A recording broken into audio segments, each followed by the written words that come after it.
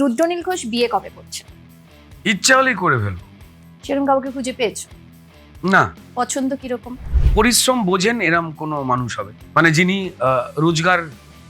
পরিশ্রম করে রোজগার করতে জানেন, যত টাকাই হোক, যিনি ঘামের দামটা জানেন। মনের মানুষ কেমন হবে? মনের মানুষের এটা টুকটাক করার মতো।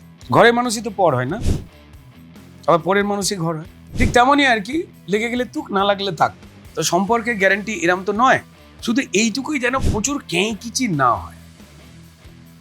তো যে মানুষটা পরিশ্রম নিজে করতে পারেন এবং পরিশ্রমকে সম্মান করেন, সেই ধরনের কোনো ম্যাচিওর মানুষ। আর আমার তো আর 22-23 বছর বয়স নয়, তো ফলত আমার জন্য মানে আমি কখনো তো মানে 18 বছরের টুকটুকিকে খুঁজতে যাব না, তাই না? একটা ম্যাচিওর মানুষকে চাইবো, যিনি জীবন সংঘর্ষ জানেন। দেখি 2026-এর মিডল করে তখন যদি কোনো সময় আসে, নাহলে পরে হবে। মানে বাড়িতে জনসংখ্যা বাড়ানোর জন্য তো বিয়েটা নয়, বিয়ের মানেটা তো অনেক বেশি আন্তরিক।